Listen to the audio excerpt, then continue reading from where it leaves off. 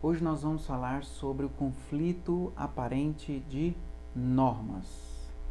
Conflito aparente de normas. Alguns também chamam de conflito aparente de leis. Olha só, antes de nós começarmos o tempo, primeiro, não tente mudar os exemplos. Agora, nesse primeiro momento, eu quero que você entenda, não fica conjecturando alguns tipos de exemplos. Entenda os exemplos que eu vou citar para vocês. O que o tema vai dizer? Olha só, nós temos vários crimes. Às vezes, num contexto fático, você pensa que existe mais de um crime, mas na verdade só existe um único crime. Então, vou citar um exemplo aqui, esporádico. Tem uma lesão corporal, um homicídio. Obrigatoriamente passa por lesão corporal. Então, você olha, você pensa que tem mais de um crime. A pessoa xingou, praticou um crime de injúria, deu uma facada, lesão corporal, a pessoa morreu. Aí ele responde por 3 crimes: injúria, lesão corporal de natureza grave e também homicídio? Não. Agora, vamos lá. O que é conflito aparente de normas? Ocorre quando há um só fato.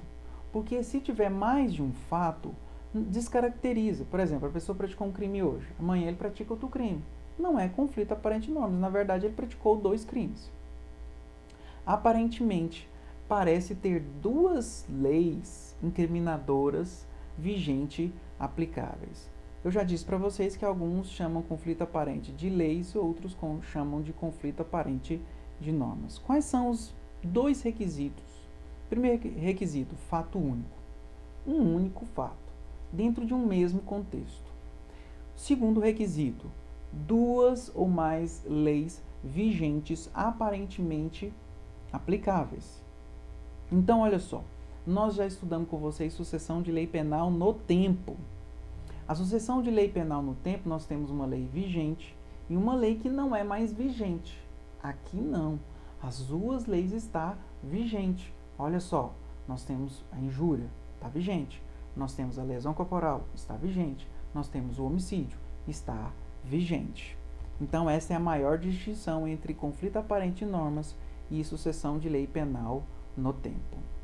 Continuando, quais são os fundamentos? Caiu inclusive para delegado de Minas Gerais, coerência. O nosso sistema ele tem que ser coerente de uma forma que resolva os seus próprios interesses ou seus próprios conflitos. Outro fundamento é impedir que 2 ou mais punições sobre um mesmo fato. Lembre vocês que o direito penal é o direito penal do fato. Para a gente resolver isso, nós temos 4 princípios. Eu vou falar aqui, vou explicar o último, porque os 3 primeiros que a gente precisa demandar maiores explicações.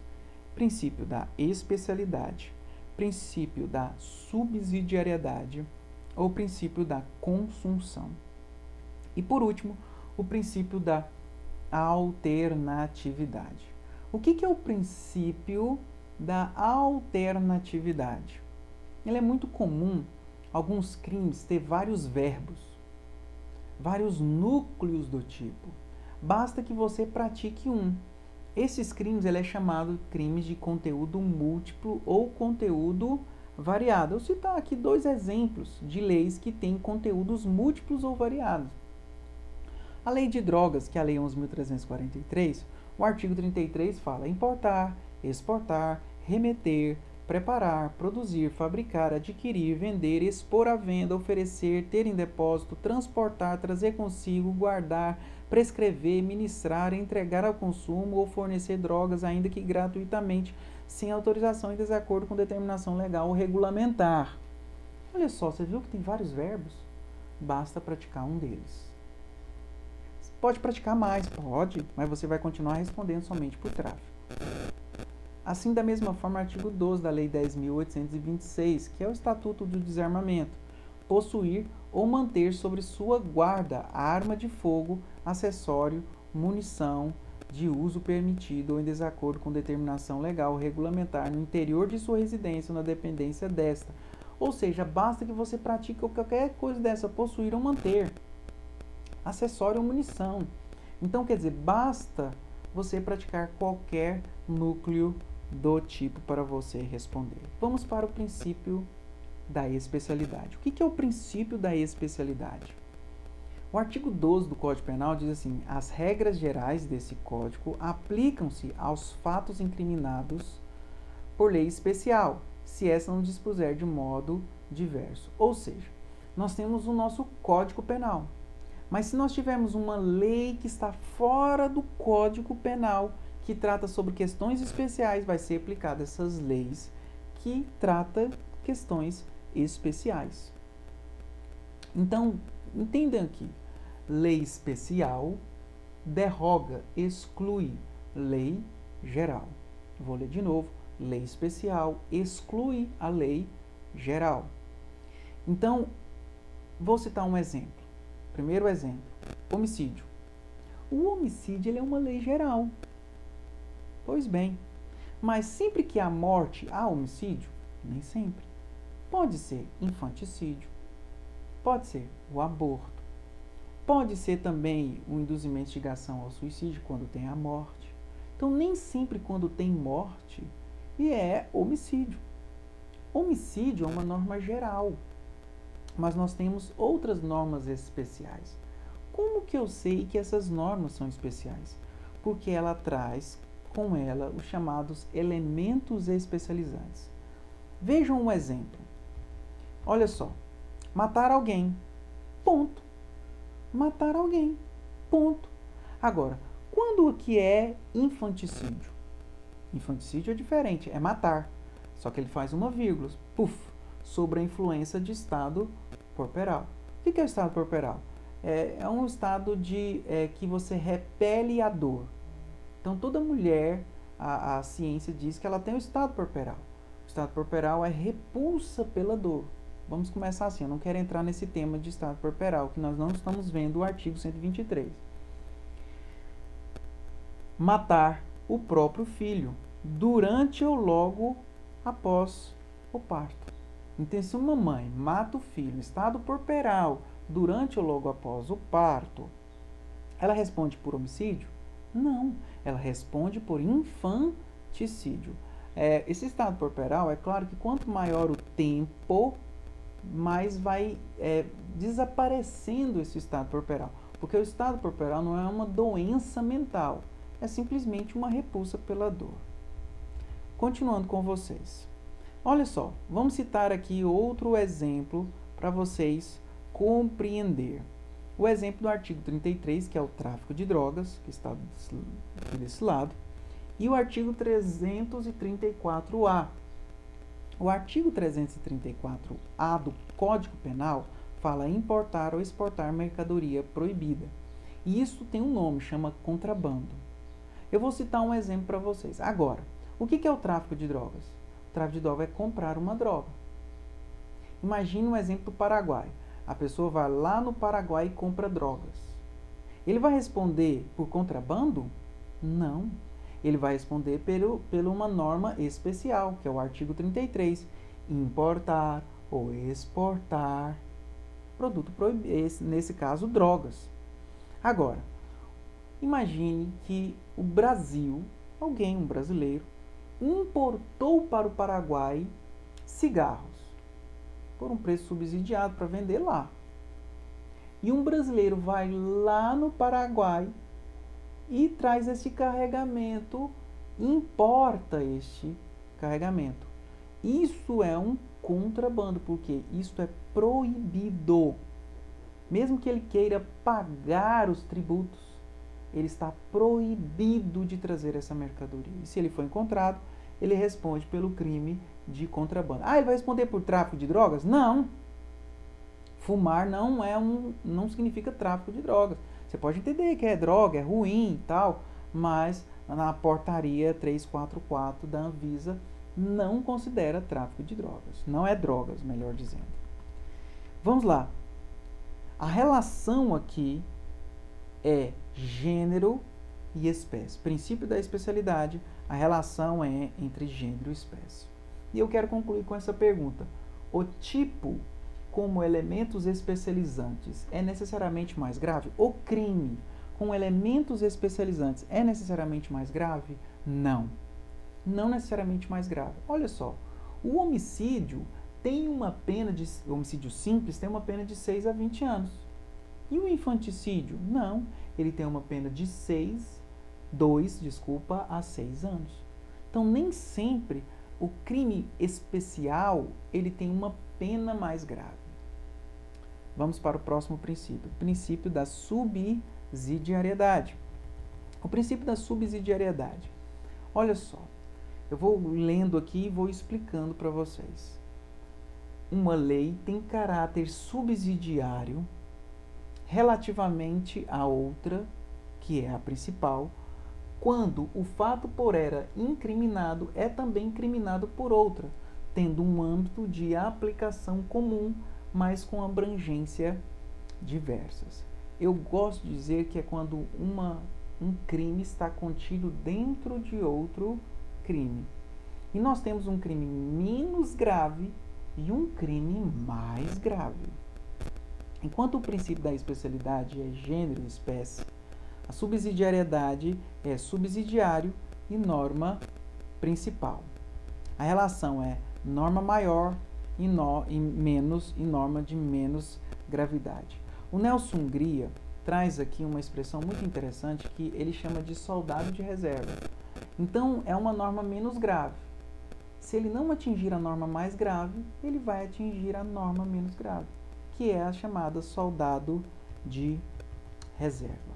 Quando nós falamos em princípio da subsidiariedade, ele pode ser expresso ou tácito. Quando é expresso é super tranquilo, porque a própria norma ela diz. Olha o exemplo. O exemplo da periclitação.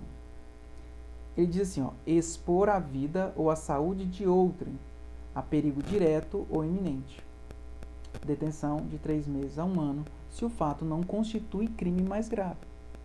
Então, o que é expor a vida de alguém? É você brincar com faca perto de uma pessoa. Você está expondo, por exemplo, a vida de alguém.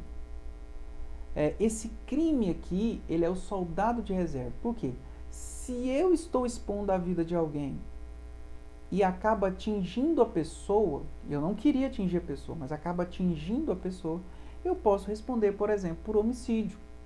Aí a gente vai discutir se é dolo ou culpa, mas você vai responder então por homicídio.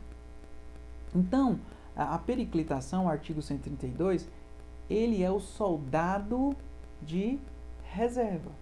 Ele é um soldado de reserva, porque se ele praticou o crime mais grave, ele responde somente pelo crime mais grave.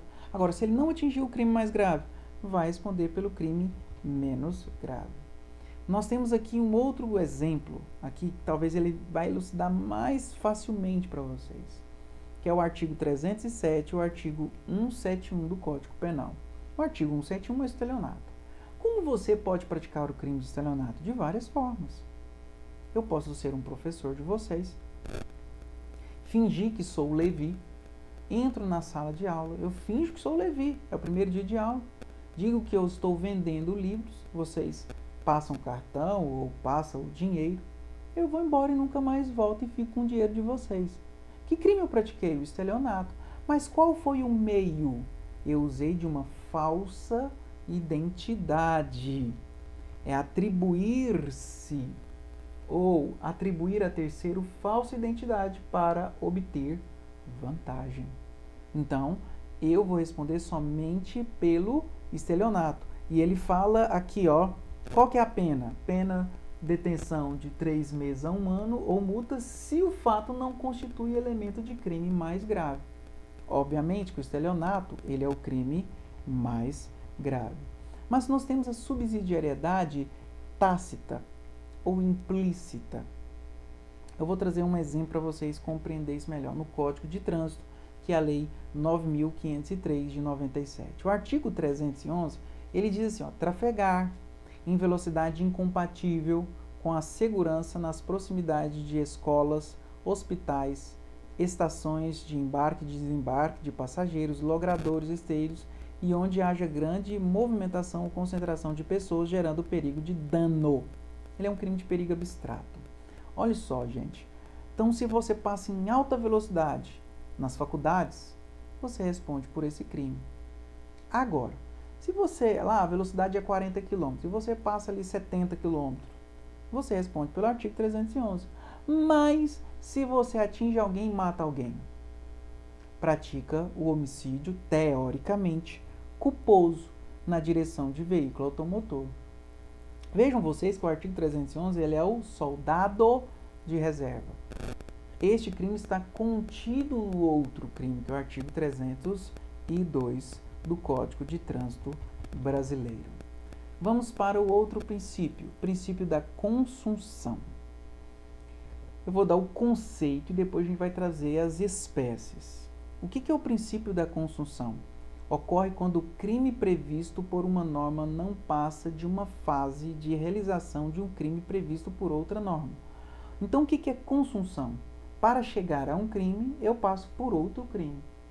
Para chegar ao crime desejado, eu passo por um outro crime. Isso significa consunção. Eu trouxe aqui uma diferença. Então, vamos lá. Quais são as hipóteses de consunção? Primeira hipótese é o crime progressivo. Eu vou repetir de novo. Crime progressivo. O que é um crime progressivo? É um crime de passagem obrigatória.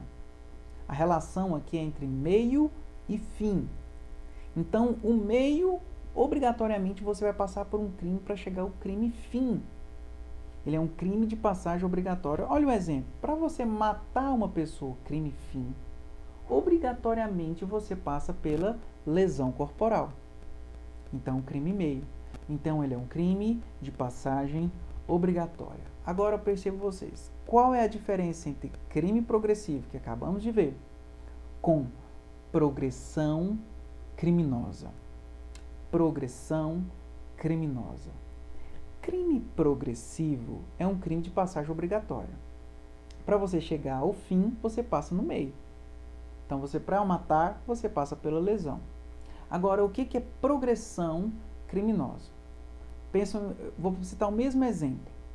A pessoa quer agora lesão corporal. E ele pratica lesão corporal. Pois bem, só que a hora que ele consuma esse crime, o dolo dele tem uma mudança. Ele diz, agora não, agora eu quero matar. E ele vai lá e mata o sujeito. Ele responde por qual crime? Somente por homicídio. Igualzinho o crime progressivo. Mas a progressão criminosa, há uma mutação, há uma mudança do dolo. O dolo era de lesão, mas agora o dolo passou a ser de homicídio. Vamos lá. Só podemos falar em crime progressivo ou progressão criminosa se envolve bens, mesmo os bens jurídicos. Observação 3. Se está diante de uma progressão criminosa com bens jurídicos diversos, a jurisprudência aplica concurso material de delitos. Primeiro mata, que o crime é contra a vida, e depois ele subtrai, crime patrimonial. Ele responde por 2 crimes, homicídio consumado e, obviamente, o crime de subtração. Vamos lá. Outra consunção, princípio da consunção e outra absorção, nós temos o antefacto impunível. Fato anterior que não é punido. Professor, o que são fatos anteriores impuníveis? São fatos anteriores não obrigatórios, mas que estão na linha de desdobramento da ofensa mais grave. Olha o exemplo para vocês, e agora a gente vai fazer uma diferença entre crime progressivo. Violação de domicílio para furtar um carro. A pessoa, para furtar o carro, ele pega a escada, entra na casa da pessoa e pega o carro. Para furtar. Então, ele entra na casa, invasão de domicílio. Ele pega o carro, furto. Por qual crime ele vai responder? Somente por furto. O antefacto, o que é o antefacto? É a violação de domicílio. Aí você vai falar assim para mim, professor Levi, mas é a mesma coisa de crime progressivo. Eu vou fazer uma pergunta para vocês.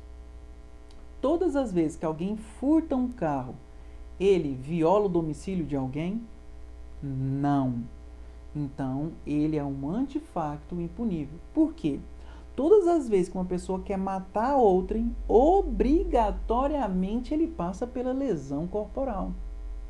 Então, são coisas diferentes. A pessoa pode furtar um carro na rua, pode furtar um carro num estacionamento. Então, ele pode pegar esse carro em qualquer lugar. Não necessariamente, obrigatoriamente, ele vai ter que violar o domicílio de alguém para pegar este carro. Então, tome cuidado. Antefacto impunível é diferente de crime progressivo. Vamos lá. Exemplo da jurisprudência. Pratica falsidade documental para realizar estelionato. A falsidade é antefacto impunível, crime meio, para servir ao estelionato. Então, imagine uma pessoa, olha, cuidado com o exemplo. Eu vou citar um exemplo aqui só para encaixar. A pessoa, ela falsificou um cheque, só um cheque, para entrar numa empresa qualquer e comprar vários pertences e pagar com esse cheque. Só uma observação, a falsificação de cheque é falsificação de documento público por equiparação, tá? Não é falsificação de documento particular. Então ele vai lá, falsifica esse cheque para praticar o estelionato. Se este cheque, ao praticar o estelionato, ele não tem mais potencialidade lesiva. O que é potencialidade lesiva? Você pode, se você pegou o cheque e utilizou para praticar o estelionato, você pode praticar o estelionato com esse mesmo cheque? Não. Por quê? Porque o empresário reteve esse cheque e você não vai usar ele novamente. Então ele perde a chamada potencialidade lesiva. Você só responde pelo estelionato. Agora, e é isto que diz aqui a súmula 17. Diz assim, ó, estelionato, potencialidade lesiva. Quando o falso, o que é o falso? O cheque. Se exaure no estelionato, compra de coisas, sem mais potencialidade lesiva, é por este absolvido. Ou seja, só responde pelo estelionato. Agora, tome muito cuidado. Imagine que eu falsifico um cartão de crédito. Um cartão de crédito e débito. Aí eu vou lá numa loja de fulano de tal e compro pertences. Eu vou lá e pratico o estelionato. Vou na segunda loja, pratico outro estelionato. Vou na terceira loja, pratico o estelionato. Por quais crimes eu vou responder? Eu vou responder por estelionato, mas também a falsificação de documento. E inclusive falsificação de cartão de crédito é falsificação de documento público. Olha só, gente, o que aconteceu aí? Esse cartão de crédito, ele pode praticar vários estelionatos. Então, ele tem potencialidade lesiva, ele não se exaure, porque eu uso o cartão de crédito. O cartão de crédito, eu posso usar ele de novo? Posso. Se eu posso usar ele novamente, eu vou responder por dois crimes, melhor dizendo. E tudo isso aqui eu coloquei nesses nossos exemplos. Agora, pós-facto impunível. Antes de passar o pós-facto impunível, eu quero só fazer esse exemplo 2. Agora, se compra um cartão de crédito falso e sairia de loja com outra compra e com cartão de crédito. Pergunta, nesse caso, responde por falsidade, estelionato? Sim. A gente chama isso de concurso material. Ele vai responder por estelionato e também pela falsificação de documento. Terceira hipótese, pós-facto impunível. É um fato posterior que não é punível. Olha o conceito, o agente, depois de já ofender o bem jurídico, incrementa a lesão. Pode ser considerado um exaurimento do crime principal. O que acontece? A pessoa pratica um crime. Depois que ela pratica o crime, ela pratica algo mais. Ele vai além da consumação do crime. Nós chamamos isso de exaurimento. Vamos citar o exemplo? Furto. A pessoa furta um automóvel. E na fuga, correndo da polícia, qualquer coisa nesse sentido, ele bate o carro e amassa o carro. Ele vai responder também pelo crime de dano? Não! Ele só vai responder pelo crime de furto. Aí sempre os alunos me perguntam, professor, e aí ele vai ficar no prejuízo do dano do carro? Não! Ele pode mover uma ação indenizatória. O juiz, na condenação, pode estabelecer indenização ou ele moveu uma ação indenizatória. Mas o fato é que ele só vai responder pelo crime de furto. Nós chamamos isso de pós-facto impunível. O agente furta o carro e vende, como se fosse seu. O crime principal é furto e o acessório estelionato. A pessoa furtou e depois ela vendeu. Imagina que a pessoa está comprando de boa fé, achando que é seu, etc e tal. Você vai responder por furto e estelionato? Não! Só vai responder por furto. Vamos aqui a algumas questões. CESP, promotor de justiça. A pluralidade de fatos e de normas é indispensável à exigência do concurso aparente de lei de normas penais? Não! O primeiro requisito que a gente viu lá no começo, unidade de fato. Fato único, não é pluralidade de fatos. FUNESP, defensor público. Olha só, um fato definido por uma norma incriminadora é meio necessário ou normal fase de preparação à execução de outro crime, bem como constitui conduta anterior ou posterior do agente, cometido com a mesma finalidade de praticar atinente àquele crime. No conflito aparente normas, está a afirmação, explica o princípio da consunção. Ele falou aqui, crime progressivo, progressão criminosa, antefacto impunível e pós-facto impunível. Tudo bem, gente? Então aqui a gente explicou conflito aparente normas. Cai muito em prova de segunda fase. Eu já dei uma olhadinha e cai muito em questões de segunda fase. Até mais para todos vocês.